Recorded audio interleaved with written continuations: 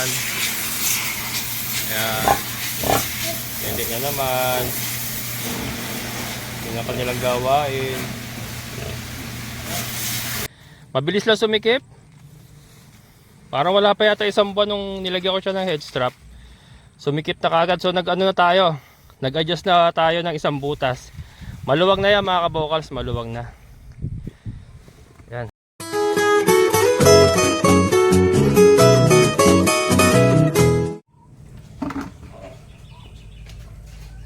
Yung mga bait ni Basha mga kabokals. So, pangatlong araw. Kabibilog na kagad.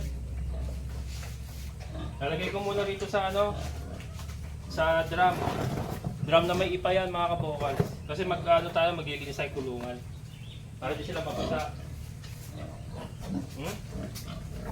Kabibilog na mga kabokals. So, 3 araw pa lang. Oh. Kabibilog na.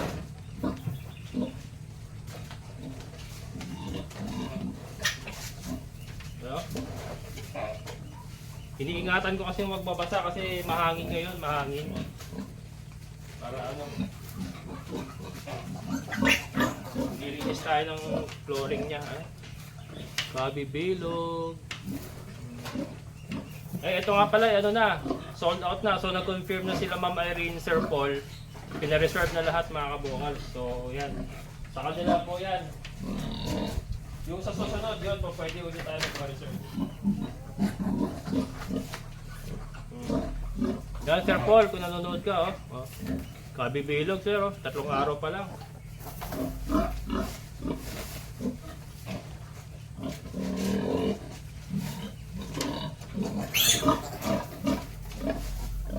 Kabibilog. Ito na naman. Ito ka lang. Ito na naman. Yan na.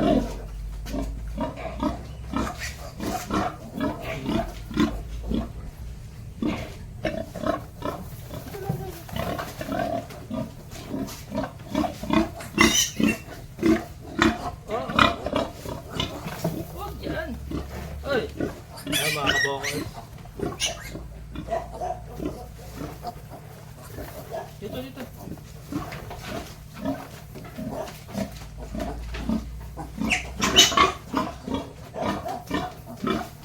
Yan mga kabokal. Magano tayo? Hugas na muna.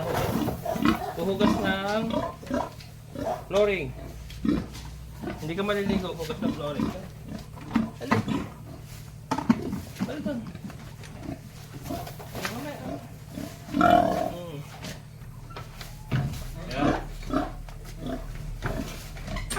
Mag-i-spray ako mga kabokals.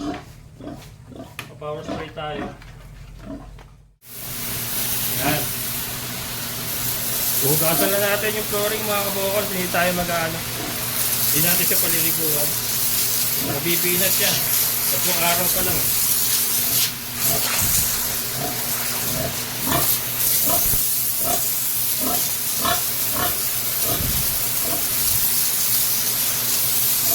Kailangan natin panadaliin malinis yung flooring nila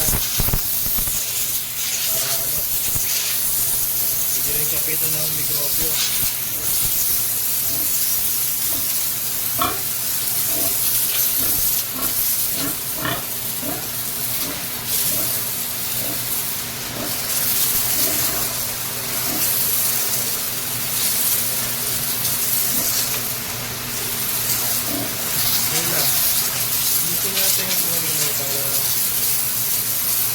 Okay, so alright.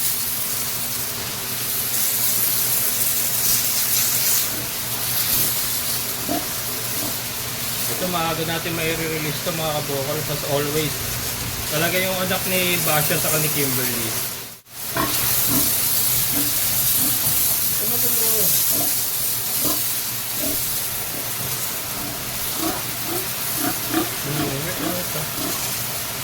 Ito na nga, binibilisan ko na nga yun. Oo, ha? Uy! Naano niya yung anak niya. Naanak niya.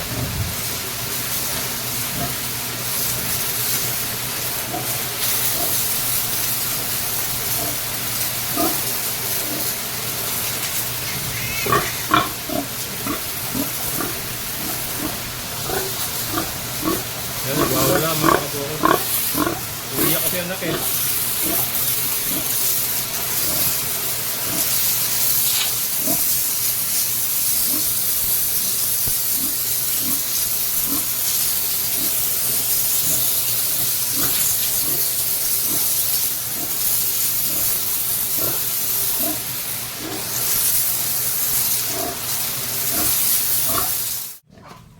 Yan, balik na natin mga kabokals. Alko, tuntog pa ako, malastik ka.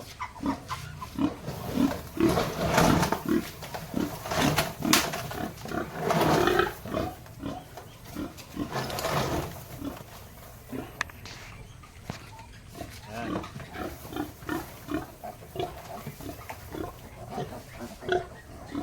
Ito na, ito na.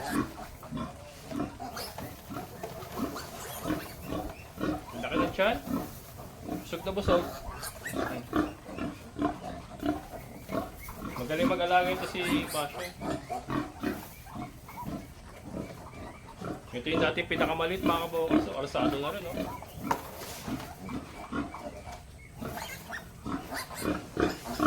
Yan, para hindi sila nababasa.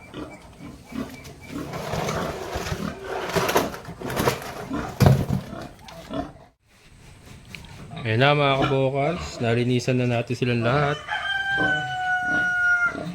Ayan na yung mga pigi-pigis natin.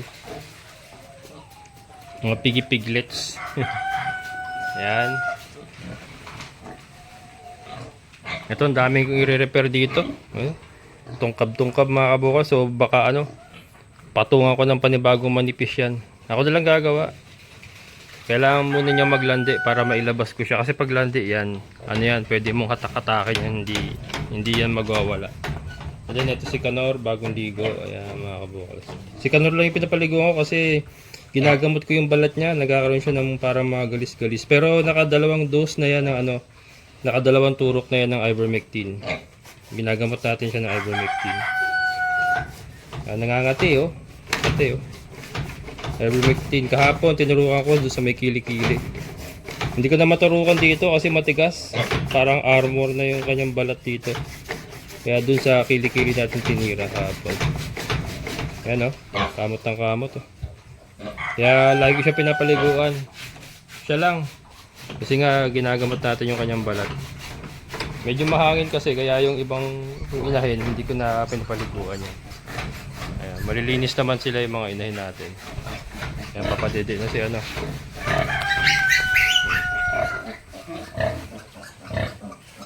na ang gawain ng ating mga big. Kaya napakatataba. Mga pupo nila, yung mga maliliit na dilaw na yan. So maganda kasi wala nagtatae. Yan, mga buo-buo. Parang tayo ng kambing, yung mga dilaw na yan. Yan, tae nila yan. So yan. Walo pa rin, sayang siyam Siyam dapat, kaya lang namatay nga yung isa. Patay na paglabas. Ito i-release natin ito ng mas maaga. Kasi mabilis ang nila, mabilis sila lumaki.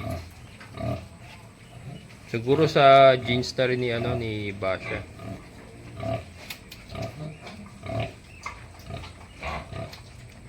Yan. So ito nga si Tricia, ito yung kaka-deliver natin ng anak niya nakaraan kay Sir Paul, kay Ma'am Irene. And then pina-reserve na rin nila uli ito. Yan, sa kanila na po ito. So may Norsagaray po yung ating farm visit sa Norsagaray, sa kanila po yun. Ito, naturukan ko na rin na ivermectin kahapon, sabay sila ni Kanor. Yan. Ito, napurga ko na to, si Kimberly. Ivermectin din po ang natin dyan, pinampurga natin. Last week siya, last week. Yan.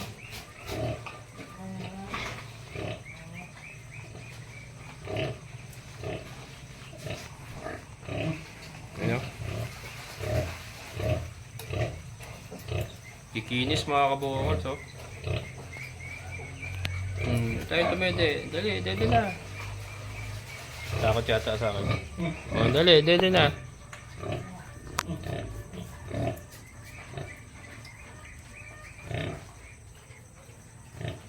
Yan. Yan, oh, dali, dali. Ang problema rito, ang problema dito, dalawa lang yung babae. Tapos puro lalaki na. Baka na siguro to panlitsyon nila Ma'am Irene, Sir Paul. Yan ang plano nila. Kakapunin kasi lahat ng lalaki dyan eh. Yan o. Huwag tayo dumedi yung isang to. Busog eh. Hindi ano. Malaki na dyan.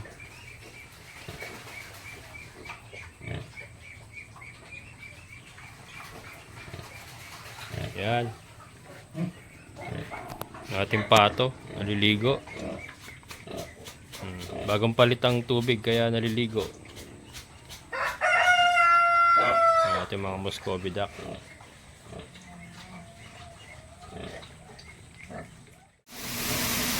Yan, so nililinis din natin yung likod mga kabukal.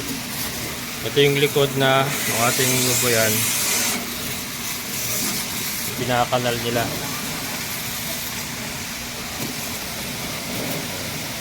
May takip, kaya may plywood mga kabukal kasi para hindi pumunta sa mga manok natin yung yung pagka nag-spray tayo doon sa loob, hindi pumunta rito sa manukan natin yung tubig. Ayan.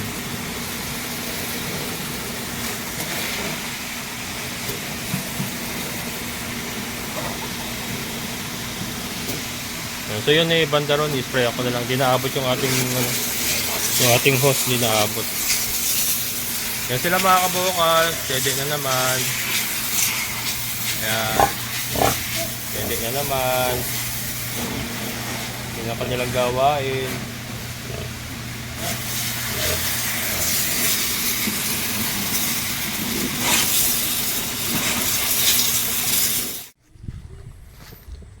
Mga kabukals, punta natin si Milky.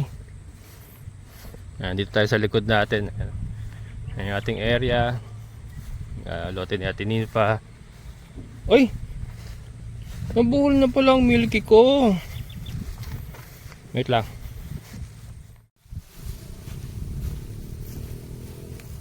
Nabuhol? Ba't nabuhol daw? Paikot-ikot ka dito. Ayan, problema sa may mga bushes na ganito mga kabukas eh. Umubol si Milky. Yung mga kahoy na yung ganito mga halaman na maliliit.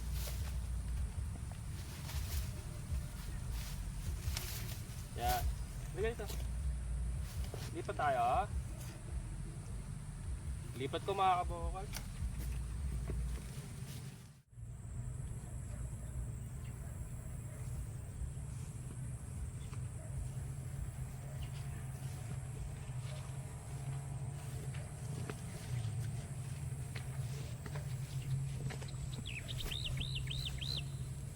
Yan mga kabukas, nilipat ko. Marami pang damo doon. Kaya lang kasi sabi nila kailangan daw rotational grazing. Kasi para maiwasan din yung mga parasites. So kahit maraming pang damo doon, nilipat ko na siya.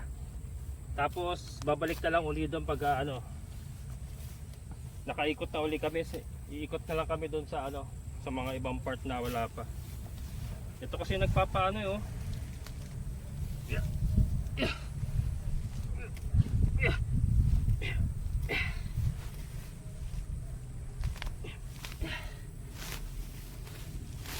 Dito siya bumubuhol eh.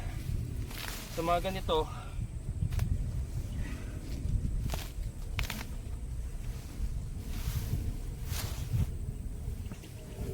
Kaya kailangan madala ko yung grass cutter. Yan.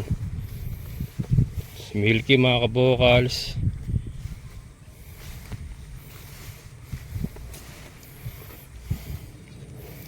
Niluwangan ko na yung kanyang head strap. Niluwangan ko na yan mga kabukals. Mabilis lang sumikip. Parang wala pa yata isang buwan nung nilagyan ko siya ng head strap. Sumikip na kagad. So nag-ano na tayo. Nag-adjust na tayo ng isang butas. Maluwag na yan mga kabukals. Maluwag na. Yan. So iwan na lang muna natin siya rito. Kaya lang kailangan pala mabantayan din. Maraming bubuhulan. Yan. Lakas kumain. Lakas lang niya kumain mga kabukal. So ayun, maluwag na yung ano niya. Maluwag na yung kanyang head strap oh. Mabilis lang pala, kaya kailangan makabili pala ako ng panibagong ano, kasi small to eh.